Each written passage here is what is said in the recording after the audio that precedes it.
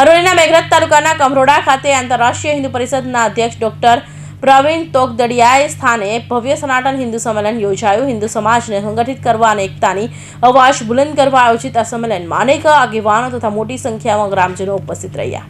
કમરોડા ખાતે યોજાયેલા સનાતન હિન્દુ સંમેલનમાં આંતરરાષ્ટ્રીય હિન્દુ પરિષદના અધ્યક્ષ ડોક્ટર પ્રવીણ તોગદડિયા, આંતરરાષ્ટ્રીય હિન્દુ પરિષદના કેન્દ્રીય મંત્રી માલાબેન રાવલ, ઉત્તર ગુજરાત પ્રાંત મહામંત્રી જયંતિભાઈ પટેલ સહિત આગેવાનો ઉપસ્થિત રહ્યા હતા। હિન્દુ સમાજના ઉપર થતા અત્યાચારો અટકાવવા અને સૌને એકતા માટે પ્રેરિત કરવા માટે સંમેલનમાં આગેવાનોએ હાકલ કરી વિશ્વ હિન્દુ પરિષદ અને આંતરરાષ્ટ્રીય હિન્દુ પરિષદના કાર્યકરો સાથે આજુબાજુના ગામોના મોટી સંખ્યામાં ગ્રામજનો સંમેલનમાં જોડાયા હતા।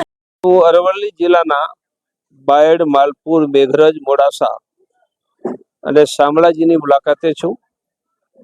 આ મુલાકાત દરમિયાન ગામડે ગામડે દર અઠવાડિયે હનુમાન ચાલીસા કેન્દ્રો ચાલે અને દિવાળી આવી રહી છે તો દિવાળીમાં બધા જ હિન્દુના ઘરોમાં અમાસના દિવસે લક્ષ્મી પૂજન થાય।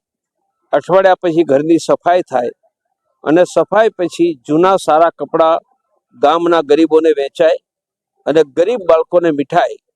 આવી યોજના આંતરરાષ્ટ્રીય હિન્દુ પરિષદ, રાષ્ટ્રીય બજરંગ દળ, રાષ્ટ્રીય મહિલા પરિષદ ઓજસ્વીની અમારા ચારો સંગઠનો તરફથી કરી છે।